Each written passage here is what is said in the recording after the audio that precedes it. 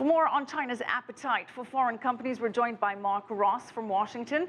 He's the co-founder and partner at Caracal Strategies. Marc, thanks for joining us. Thanks for having me tonight. Marc, so Starwood accepted Marriott's higher offer of $13.6 billion. Is this a done deal, or do you see Unbanked making a counteroffer? Well, I don't think anything's done until it's done. There's a lot of famous sayings about, don't count your chickens until the eggs have been hatched.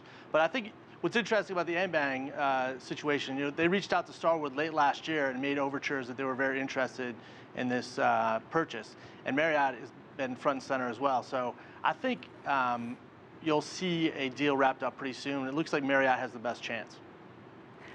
Okay, so if this doesn't work out for Unbanked, what could be a potential different target for acquisition? Clearly it has money and it wants to spend it.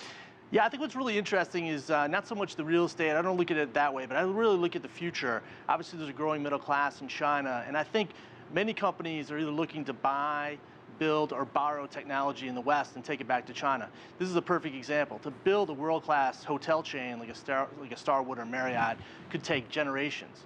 By simply going out and purchasing it, it really puts Unbanked or other Chinese investors in the front seat to really expand kind of middle-class lodging, not only in China, but throughout Asia. Okay, so why particularly an interest in U.S. luxury hotels? Unbanked made a bid and bought Strategic Hotels and Resorts from Blackstone, also struck a deal to purchase the historic Waldorf Astoria here in Manhattan 2 years ago.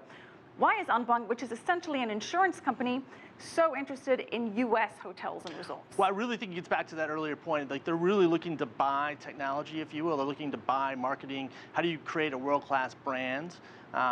Both Marriott and Starwood, even the Waldorf Astoria, these are world-class brands that are known around the world.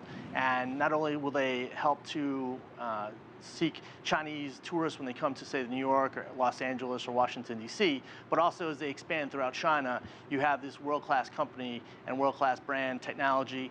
Just alone, the Starwood technology as well as the Marriott loyalty programs are some of the best in the world.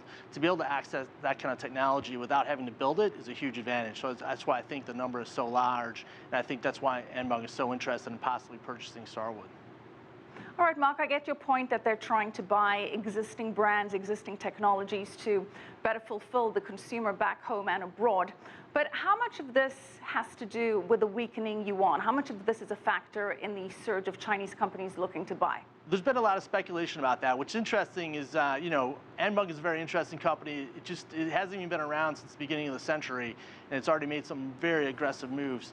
It's an unlisted company. It's kind of an opaque company, so it's really hard to say exactly what they're trying to accomplish. I think, obviously, the price of the RMB is a short-term perspective, but I would really like to think that Unbanked is looking long-term. Many call their leader the Warren Buffett of China, and Warren Buffett obviously looks for long-term investments. So I think the short-term, maybe the RMB price is certainly interesting, but I really believe in the long-term they're looking to capture world-class technology. Well, although the U.S. is so far the top target for Chinese investment capital, other countries like Britain, Japan, and Canada have actually bought more U.S. assets than China has. But Marc, it does seem that the Chinese deals are getting more heavily scrutinized by the government for national security implications. Do you think that the Committee on Foreign Investment in the U.S. views Chinese deals in a different light? I don't know if that's entirely true. I mean, we'd have to go, the CFIUS process is obviously opaque as well, and it's not completely known. But I think most advice that Chinese companies are getting going forward, they've been much more forward about the process, almost like taking on the challenge of going through the CFIUS process to make sure everything is above board and that there's no problem whatsoever. I think that's kind of a best practice going forward. I don't think it's so much picking out on the Chinese, if you will. I think it has more to do with kind of best practices and really good advice that they're getting, not only from their internal executives, but also outside counsel. Well, the statistics show that the government is looking more at Chinese deals than other deals. So what would make an acquisition deal a possible threat to national security?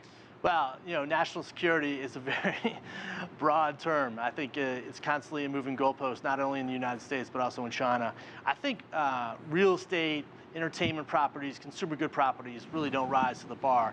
Where I think when you're looking in high-value technology, biotech, semiconductors, then maybe the government, U.S. and the Chinese government have the right to kind of intervene and really look at this kind of investment. But I think any kind of hotel property real estate, entertainment property that you mentioned with Wanda buying Legendary, I don't think those will have any problem.